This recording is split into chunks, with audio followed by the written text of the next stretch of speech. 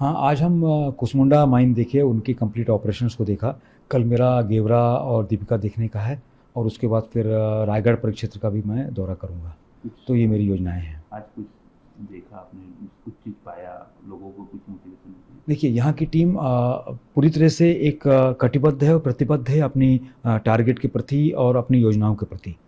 कुछ जब लैंड को लेके कुछ इनके पास चैलेंजेस हैं, लेकिन उनके लिए भी इन्होंने बहुत अच्छा एक ब्लूप्रिंट बना करके रखा है और मुझे पूरी उम्मीद है कि हमारे जो सीएमडी साहब हैं उनके कुशल नेतृत्व में ये टीम जो है उन बाधाओं को भी दूर करते हुए और अपने उत्पादन लक्ष्य को और देश की ऊर्जा आवश्यकताओं को पूरा करने के लिए एकदम कटिबद्ध है। सर, आपने 2026 को कोल इंडिया के लिए year of reforms and transformation कहा है। जी, इसको अगर हम कहें तो क्या क्या इसमें बदलाव देखने मिलेंगे? हम चाह रहे हैं कि ये जो रिफॉर्म्स की जब बात करते हैं हम, तो reforms in all aspects.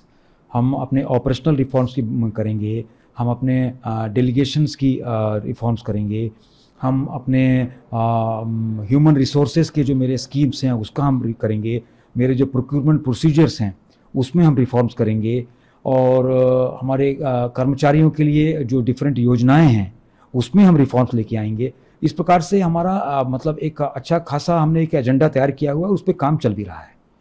Sir, एक क्राइसिस अभी चल रहा है वेस्ट एशिया, और इसमें अगर हम देखेंगे तो ग्लोबल एनर्जी सप्लाई चेन में डिस्टर्बेंस तो दिख रहा है। ऐसे समय में क्या स्थिति रहेगी, कोल क्या रोल अदा करेगा इसमें? इस सेक्टर के जो अभी जो क्राइसिस आई है, इस क्राइसिस का मुख्य प्रभाव जब हम बिजली उत्पादन की ओर देखते हैं तो ये है कि जो गैस बेस्ड पावर प्लांट्स हैं उनके लिए एक चैलेंजेस आ गया है। तो अगर गैस बेस्ड प्लांट का उत्पादन जो है वो कम हो जाता है तो उतने उत्पादन की भरपाई करने के लिए कोल सेक्टर को आगे आना होगा और मेजर कोल प्रोड्यूसर होने के नाते कोल इंडिया के ऊपर इसके लिए सबसे बड़ी जिम्मेदारी है और उस कंपनी का अध्यक्ष होने के नाते मैं यहाँ दावे के साथ में कह सकता हूँ विथ फुल कॉन्फिडेंस कि हमारी टीम पूरी तरह से गियर्ड अप है और हमारे पास वर्तमान में जो कोयले के मतलब स्टॉक्स हैं और कोल जो एक्सपोजर मेरे पास में है उस पर मैं पूरी तरह से आश्वस्त हूँ कि मैं उस कमी को जो भी गैप आएगा उसको पूरी करने के लिए पूरी तरह से तैयार हूँ। कुछ प्रभाव देखने मिल रहा है क्या सर, कि या कुछ लोगों में भ्रम, भय या डर, ऐसा कुछ माहौल देखने मिल रहा है? मतलब किस प्रकार से? अपने सेक्टर में ये युद्ध का नहीं, देखिए, हम अपनी कंपनी के बारे में मैं बोल सकता हूं कि मैं पूरे देश को आश्वस्त कर सकता हूं कि कोल सेक्टर की ओर से कोयला के उत्पादन में और उसके सप्लाई में कहीं कहीं बाधा नहीं आएगी। लगातार अभी डिमांड बढ़ रहा है सर पावर सेक्टर में, अब सामने में पीक टाइम भी आने वाला है। तो नेशनल स्तर पर अगर देखेंगे तो आप सबसे बड़े प्रोड्यूसर भी हैं जी। इसमें अगर एनर्जी के रूप में देखा जाए तो अगर गैस की भी दिक्कत होगी, कोल कितना रोल प्ले करेगा, लोगों के लिए क्या और कुछ नई चीज़ें आएंगी इसमें? हाँ, देखिए, हमारे देश में जो पावर प्लांट्स हैं वो उनकी पर्याप्त कैपेसिटी है कोल को एब्जॉर्ब करने के लिए और कोल इंडिया के पास भी पर्याप्त कैपेसिटी है कोयला सप्लाई करने के लिए। तो जब जनरेशन वाले तैयार हैं और कोयला सप्लाई वाले तैयार हैं तो मुझे नहीं लगता कि इस प्रकार का कोई मतलब बाधा आएगा। और उन सबसे बढ़कर बात क्या है कि भारत सरकार भी इस बात को लेके काफ़ी सेंसिटिव है और वो भी जिस प्रकार का भी इनेबलिंग कंडीशंस हमारे इन दोनों पावर सेक्टर और कोल सेक्टर को देने की आवश्यकता है वो सब वहाँ से मिल भी रहा है। तो कोई वजह नहीं है कि हम इसमें कहीं कोई कमी आने देंगे। सर, लगातार नई तकनीकी आ रही है, डिजिटलाइजेशन होते जा रहा है, कोल सेक्टर में भी इसका कितना प्रभाव देखने मिल रहा है और हमारी कंपनी कितने जो आगे बढ़ रही है? बिल्कुल, जहाँ तक टेक्नोलॉजी का कहना है तो हमारे पास ऑलरेडी भारी मशीनों का एक बड़ा बेड़ा उपलब्ध है। आपके SCCL में भी है, दूसरी कंपनियों में महानदी और नॉर्दर्न कोलफील्ड वहाँ पर भी है। तो अब अगर हमें एक नेक्स्ट स्टेप में जाना है तो वो हमें वो डिजिटाइजेशन की जो आप बात कर रहे हैं, डिजिटल टेक्नोलॉजी, उसको आत्मसात करना पड़ेगा। हम अपने ऑपरेशंस में, अपने एफिशिएंसी में किस प्रकार से उसको हम लेके आ सकें, अपने प्लानिंग वाले पार्ट में, अपने ऑपरेशंस के पार्ट में, सस्टेनेबिलिटी के पार्ट में और सेफ्टी के एस्पेक्ट्स में हम डिजिटलाइजेशन को बढ़ावा देंगे। भविष्य में कोल के अलावा कुछ नए सेक्टर में भी जाने वाले हैं, वो सेक्टर क्या क्या है? हमारे जो डाइवर्सिफिकेशन इनिशिएटिव्स हैं वो मुख्य रूप से हम क्रिटिकल मिनरल में जाने वाले हैं। क्रिटिकल मिनरल हमारे से रिलेटेड सेक्टर है क्योंकि वो एक प्रकार का माइनिंग है। उसके अलावा हम सोलार पे हमारे काफ़ी मतलब फास्ट फुटप्रिंट्स आ रहे हैं। अलग अलग स्टेट्स में हम अपने सोलर फुटप्रिंट्स लगा रहे हैं और जो दूसरा तीसरा ये है कि हम रेयर अर्थ में भी जा रहे हैं, कुछ हमारी मतलब योजनाएं हैं।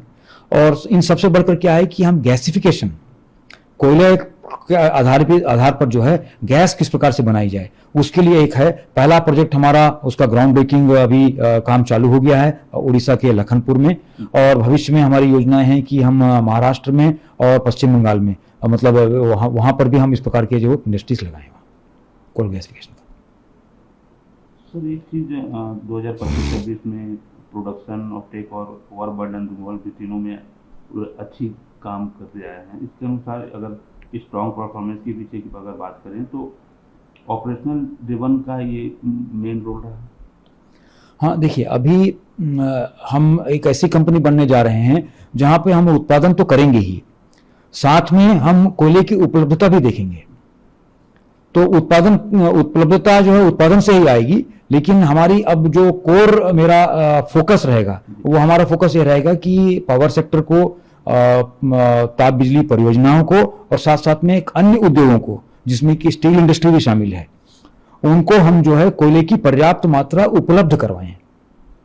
अगर आने वाले समय की बात करें तो कोल इंडिया की सबसे बड़ी क्या अपेक्षा है, क्या टारगेट है, किस तरीके से? मैंने बताया नहीं कि अब वो टारगेट पे आप मत जाइए, उपलब्धता पे जाइए कि क्या आप मतलब अब जो है हमें सप्लाई करना है कोयला। अब हम एक सप्लाई कंपनी हो जाएं और सप्लाई किस प्रकार से हम बढ़ाएं ताकि पावर प्लांट के एंड तक जो हम कोयला ज़्यादा से ज़्यादा सप्लाई कर पाएं, उनको कोयला की उपलब्धता सुनिश्चित करें। उस मामले में मैं आपको कॉन्फिडेंस के साथ में कहता हूं कि yes, my team is fully ready. Sir Gevra coal mines क्षमता जो टारगेट है उससे ज़्यादा पाया, उसी तरीके से दूसरी कोल माइंस भी अच्छा काम करे, उसमें निकले, इसके लिए कुछ नई तकनीक या दिशा निर्देश आपने दिया? देखिए, तकनीक तो अपनी जगह है, उस तो ही है, साथ साथ में हमें उनके लिए लैंड एक्विजिशन मतलब फास्ट करना पड़ेगा, क्लियरेंसेस हमें फास्ट लेने पड़ेंगे और उसके बाद हमें जो कुछ कॉन्ट्रैक्ट्स हैं, कॉन्ट्रैक्ट्स को हम टाइमली प्लेस करना पड़ेगा। अगर हम 3 चीज़ों को कर लेते हैं और साथ में पर्याप्त रेल रैक की उपलब्धता सुनिश्चित कर पाते हैं तो कोई वजह नहीं कि हम ये बड़ी परियोजनाएं भी जो हैं हमारी अच्छा परफॉर्म करेंगी। आपके SCCL में गेवरा, कुसमुंडा, दीपिका हैं, रायगढ़ की भी कुछ अच्छी माइंसें आने वाली हैं। उसके अलावा महानदी कोल फील्ड्स में बड़ी परियोजनाएं हैं, भुवनेश्वरी, आम्रपाली और मगध जो है हमारी CCL में है, और जयंत एक परियोजना है वहाँ नॉर्दर्न कोलफील्ड में, राजमहल है ईस्टर्न कोलफील्ड लिमिटेड में। ये हमारी बड़ी परियोजनाएं हैं और ये एक बड़ा शेयर हमारे टोटल उत्पादन का करती हैं। तो शुरू से ही हमारा फोकस यहाँ रहा है कि इन बड़ी माइंस में कोई भी ऑपरेशनल हर्डल ना आने पाए। यही है। सर आप मुखिया हैं संस्था जी, कई बार गाहे बगाहे बातें आती हैं जो कर्मचारी हैं उनके स्वास्थ्य की, सुरक्षा की, जी, इस पर किस तरीके से मद्देनजर कुछ नई चीज़ें अपेक्षित लाई?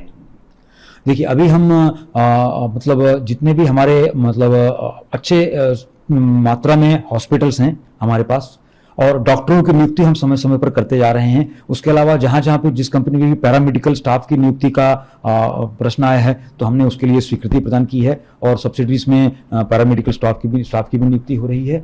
और सबसे अच्छी बात क्या है कि ये एक ऐसा सेक्टर है जहाँ पर कि पोस्ट रिटायरमेंट मेडिकल बेनिफिट का एक बहुत ही स्ट्रॉन्ग एंड रोबस्ट इकोसिस्टम काम करता है, जहाँ पर कि हमारे रिटायर्ड कर्मचारियों को भी उनको भी मेडिकल सुविधा जो है हमारे इंपेनल हॉस्पिटल्स में मिलती है। तो ये एक अच्छा संकेत है। बीच बीच में कई बार कुछ यूनियन बातें करते हैं, जी, स्ट्राइक भी होती है, जी, वो सब चीज़ें यूनियन हमारा एक बहुत ही इम्पोर्टेंट हमारा एक एलिमेंट है और हम इस कंपनी में पिछले 50 सालों में यूनियन के साथ में मिलकर बैठ करके उनके साथ संवाद स्थापित करके बड़ी बड़ी समस्याओं को हमने हल किया है। और जब हम एक टेबल पर आकर बैठते हैं तो हम सॉल्यूशन लेके ही फिर बाहर निकलते हैं। ये हमारी 50 साल की हिस्ट्री रही है और हम इस प्रकार से एक पार्टिसिपेटिव मैनेजमेंट करते हुए एक कलेक्टिव विजडम, उनकी बुद्धि और हमारी बुद्धि जब साथ में काम करती है तो वो एनर्जी से कन्वर्ट होकर वो सिनर्जी बन जाती है। तो उस सिनर्जी को लेके हम आगे बढ़े हैं और हमें कोई शक नहीं कि हमारे ट्रिब्यून के हमारे जो सम्मानित प्रतिनिधि हैं भविष्य में भी हम लोग मिल बैठ के सभी समस्याओं को हल कर लेंगे।